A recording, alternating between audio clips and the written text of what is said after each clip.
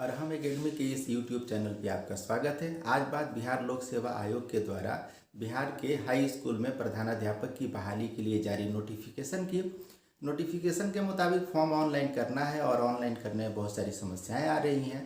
तो आइए हम जानते हैं किन किन डॉक्यूमेंट्स की ज़रूरत होगी, एक्सपीरियंस सर्टिफिकेट कैसे बनेगा, एज लिमिटेशन क्या होगा।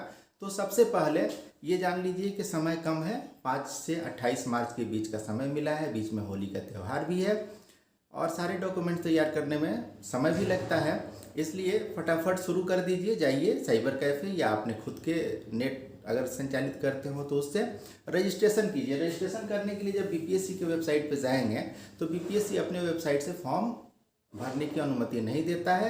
वहाँ आपको तुरंत ऑप्शन मिलेगा दूसरे वेबसाइट पे जाने के लिए। वहाँ जाइएगा और वहाँ पेज खुलेगा और वहाँ पे आप अपना फॉर्म सबसे पहले रजिस्ट्रेशन कराइएगा। रजिस्ट्रेशन कराने में आपको अपना नाम, फादर या हस्बैंड का नाम और मदर का नाम, डेट ऑफ बर्थ और जेंडर, इतनी चीज़ें डालनी होंगी। फिर citizen of India, resident of Bihar category में जनरल, रिजर्व, SC ST जो भी हैं तो उसके लिए बना हुआ है किसका क्या कोड है, कोड सही से ही भरना है। फिर आधार नंबर लेके जाना होगा, छूटने के बाद नहीं रजिस्ट्रेशन हो पाएगा। रजिस्ट्रेशन करा लीजिए। रजिस्ट्रेशन करने के बाद तुरंत फी देना होता है। 750 रुपये अनरिजर्व कैटेगरी के लिए है और रिजर्व कैटेगरी के लिए 200 रुपीज़ है। फ़ी का जैसे ही सबमिशन होगा, ऑनलाइन होना है, अपने credit card, debit card, ATM किसी से कर सकते हैं। जैसे ही सबमिशन होगा आपका रजिस्ट्रेशन कंफर्म हो जाएगा। रजिस्ट्रेशन के पहले ये सब देख लीजिए कि अपना नाम, फादर नेम या husband name, date of birth, इस सब में कोई गलती ना हो। इसके बाद जब फॉर्म आगे बढ़िएगा तो डिसेबल्ड के लिए अगर श्रुति लेखक चाहिए यानी वो लिखने में असमर्थ है तो वहाँ यस करना होगा। बिहार गवर्नमेंट के अगर एम्प्लॉई हैं तो उनका डिजिग्नेशन क्या है, ऑफिस क्या है और वर्किंग प्लेस क्या है, ये सारी सूचना देनी होगी और उन्हें सक्षम प्राधिकार से अनुमति भी लेना होगा। एक सर्विसमैन है या फाइटर, फ्रीडम फाइटर के डिपेंडेंट है। फ्रीडम फाइटर के डिपेंडेंट में 4 ही लोग हैं, नाती नतनी पोता पोती। अगर इनमें कोई है तो इनको एज रिलैक्सेशन मिलेगा और उसके संबंध में इनको घोषणा भी करेगी। इन लोगों के लिए हॉरिजॉन्टल रिजर्वेशन भी है। फी बता दिया 750 जनरल के लिए और 200 रुपये रिजर्व कैटेगरी के लिए है। आपका मोबाइल नंबर लगेगा और ईमेल एड्रेस लगेगा जो एक्टिव हो। एड्रेस आपका कॉरेस्पॉन्डेंस वाला एड्रेस और परमानेंट एड्रेस ये भरना होगा। मैरिटल स्टेटस बताना होगा कि शादीशुदा हैं तो यस कीजिए, नहीं है तो नो कीजिए। एजुकेशनल क्वालिफिकेशन जब हम देखेंगे तो क्वालिफिकेशन में मैट्रिक, इंटरमीडिएट या 10+2, फिर ग्रेजुएशन या डिग्री, फिर पोस्ट ग्रेजुएशन, उसके बाद BEd, BAed यानी bachelor of arts in education और BSc यानी bachelor of science in education. ये 5 एजुकेशनल क्वालिफिकेशन आपको बताने हैं और आगे के जो कॉलम बने हैं उसमें सब्जेक्ट का नाम बताना है, कौन सा क्वालिफिकेशन किस सेशन का है, एग्जाम पासिंग डेट ये महत्वपूर्ण है कि किस डेट में पास किए, तो जिस दिन रिजल्ट घोषित होता है वही डेट भरा जाता है। इंस्टीट्यूट यानी किस कॉलेज से या स्कूल से पास किए, वह कॉलेज या इंस्टीट्यूट किस बोर्ड या यूनिवर्सिटी से अफिलिएटेड था उसका नाम भरना है। फिर मार्क्स कितना आपने पाया या जो अभी चल रहा है नया CGPA, तो CGPA में आपका स्कोर क्या है वो भरना है। फिर फुल मार्क्स कितना था और परसेंटेज कितना था, इतनी सारी जानकारी एजुकेशनल क्वालिफिकेशन में भरनी है। इसके बाद फाइल अटैच करना है। जो भी आप लगा रहे हैं, अपनी योग्यता बता रहे हैं, अनुभव बता रहे हैं, उसके संबंध में यहाँ पे PDF फाइल अपलोड करनी है। इसमें पहला क्या है, मैट्रिक सर्टिफिकेट या उसके मार्कशीट का PDF फॉर्मेट में अपलोड करना है। ये सिर्फ डेट ऑफ बर्थ के प्रमाणीकरण के लिए है। इसके बाद एजुकेशनल क्वालिफिकेशन सर्टिफिकेट जितना हमने बताया, high school, inter graduation, PG, BEd, ये सब एजुकेशनल क्वालिफिकेशन सर्टिफिकेट में आएंगे। तो इनका सर्टिफिकेट और मार्कशीट दोनों, PG का सिर्फ लगेगा, क्यों? क्योंकि न्यूनतम योग्यता इसके लिए PG ही रखी गई है और फाजिल और आचार्य की डिग्रियां जिनके पास है वो भी PG यानी पोस्ट ग्रेजुएशन के इक्विवेलेंट मानी गई हैं। शर्त यह है कि PG में 50% से ज़्यादा नंबर आया होना चाहिए जनरल के लिए और रिजर्व कैटेगरी के लिए 5% की छूट है यानी 45% नंबर होना चाहिए। एक्सपीरियंस सर्टिफिकेट 4 ऑप्शन होंगे, 10 साल का एक्सपीरियंस, 12 साल का एक्सपीरियंस, 8 साल का एक्सपीरियंस या 10 साल का एक्सपीरियंस। क्यों 4 हैं? तो 10 साल का एक्सपीरियंस वैसे शिक्षकों के लिए है जो पंचायती राज संस्थान या नगर निकाय के माध्यम से नियोजित माध्यमिक शिक्षक हैं। 12 साल का उनके लिए है जो CBSE, आईसीएसई बोर्ड या बिहार बोर्ड से संबद्धता प्राप्त विद्यालयों में माध्यमिक शिक्षक के रूप में कार्य कर रहे हैं। 8 साल का एक्सपीरियंस किनके लिए है? वैसे इंटरमीडिएट में पढ़ाने वाले शिक्षक यानी 10+2 में अपॉइंटेड टीचर, चाहे उनकी नियुक्ति पंचायती राज संस्था के अंतर्गत जिला परिषद से हुई हो या नगर निकाय से हुई हो, उनकी 8 साल की सेवा होनी चाहिए। अगर वे 10+2 के टीचर हैं लेकिन उनका स्कूल सीबीएसई बोर्ड से या आईसीएसई बोर्ड से या बिहार बोर्ड से संबद्धता प्राप्त है तो उनके लिए 10 साल का एक्सपीरियंस वाला कॉलम टिक करना होगा और इसका एक्सपीरियंस सर्टिफिकेट लगाना होगा। नियोजित शिक्षकों के लिए प्रॉब्लम यह है कि एक्सपीरियंस सर्टिफिकेट बनाएगा कौन? तो एक्सपीरियंस सर्टिफिकेट हेडमास्टर भी बनाते हैं, डीओ कार्यालय से ही बनता है और नियोक्ता यानी डीडीसी से भी बनता है, जो भी एग्जीक्यूटिव है।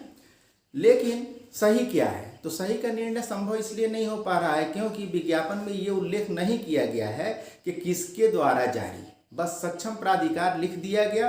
अब सक्षम प्राधिकार अपने आप में एक अबूझ पहेली बन गया है, इससे बात हो रही है, संभव है कि कोई स्पष्टीकरण आ जाए।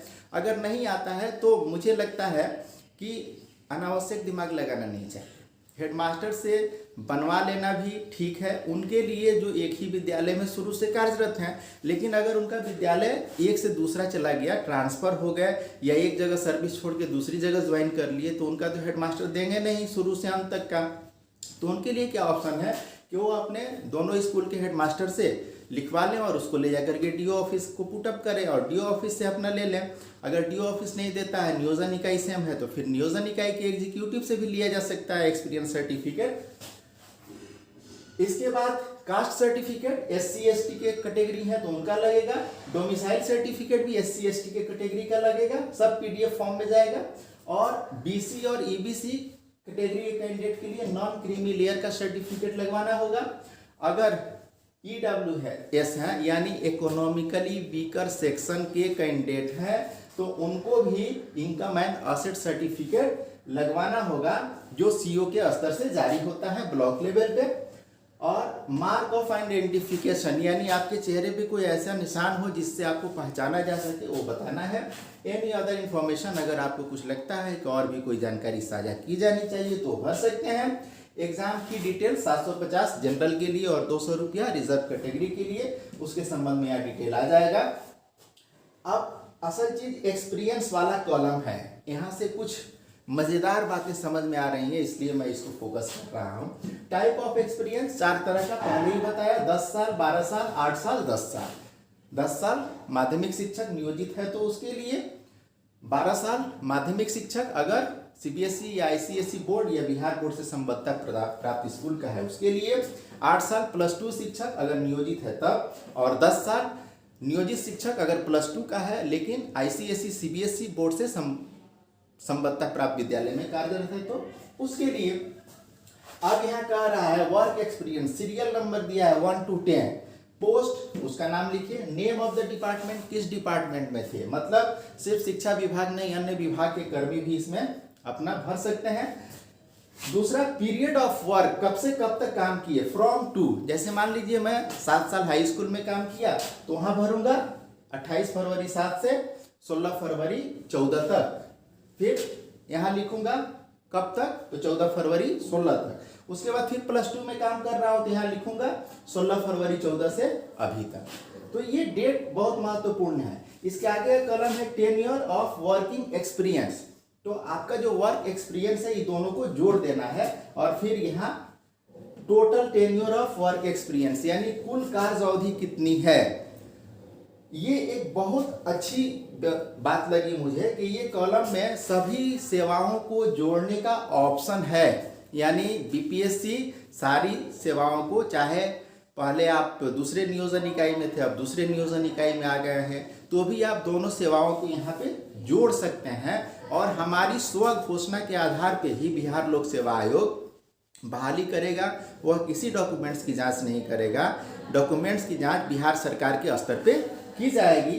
तो ये जानकारियां मुझे अच्छी लगी इसलिए मैं शेयर कर रहा हूँ। ये कन्फ्यूजन है, बार बार लोग पूछ रहा है कि एज लिमिटेशन क्या है, 31 से 47 साल। नहीं भैया, एज लिमिटेशन 31 से 47 उन्हीं के लिए है जो सीबीएसई या आईसीएसई बोर्ड से हैं या बिहार बोर्ड से संबद्धता प्राप्त स्कूलों में शिक्षक हैं, उनके लिए 31 से 47 है। नियोजित शिक्षकों के लिए इस तरह का एज बाउंड नहीं है। उनका ये एज लिखा है कि जो शिक्षक बनने का एज होगा वही होगा। वो शिक्षक बनने का न्यूनतम एज 21 से अधिकतम एज निर्धारित नहीं है। सरकार समय समय पे बताती है कि इतना अपर एज लिमिट होना चाहिए। अगर हम नियोजन नियमावली पढ़ेंगे जो 2020 में बनी है तो उसमें भी 21 साल मिनिमम एज लिखा है, लेकिन मैक्सिमम एज नहीं लिखा है। इसका मतलब यह है कि 21 से 60 साल तक के लोग अभी अप्लीकेंट हो सकते हैं बिना हिचक के। आप फॉर्म भरिए, कोई दिक्कत नहीं आएगी। बाद में अगर कोई रेगुलेशन आता है तो फिर देखा जाएगा। वैसे बिहार में जनरली जो सामान्य प्रशासन विभाग के द्वारा ये निर्धारण किया गया है वो 21 से 37 साल बीपीएससी की परीक्षाओं के लिए सामान्य प्रशासन विभाग ने जनरल कैटेगरी के लिए 21 से 37 साल का एज रखा है। अगर ओबीसी कैटेगरी के लोग हैं तो उनको 5 साल एज रिलैक्सेशन मिलता है और वो 21 से 40 साल बीपीएससी की परीक्षाओं में उपस्थित होने के एलिजिबल होते हैं।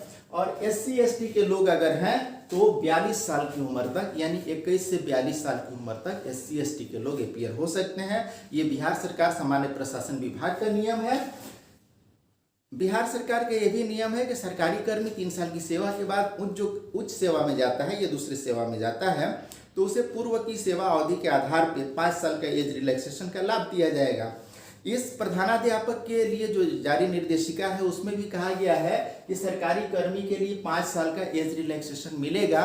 लेकिन यहाँ एक बात बताना चाहूँगा कि नियोजित कर्मी को आज भी सरकार सरकारी कर्मी नहीं मानती है, इसलिए इस पर कोई निर्णय देना मुश्किल है। जो समस्याएं मुझे समझ में आ रही थी मैं उन पे अपने विचार साझा किया हूँ आपसे। आपको भी अच्छा लगे तो लाइक शेयर सब्सक्राइब जरूर कीजिएगा और कोई सुझाव हो तो जरूर इस पे शेयर कीजिएगा, क्योंकि ये एक अच्छा मंच है जिस पे शिक्षक अपनी समस्याओं को एक दूसरे से शेयर कर सकते हैं। आपका कमेंट किसी और के लिए मार्गदर्शक भी बन सकता है। बहुत बहुत धन्यवाद।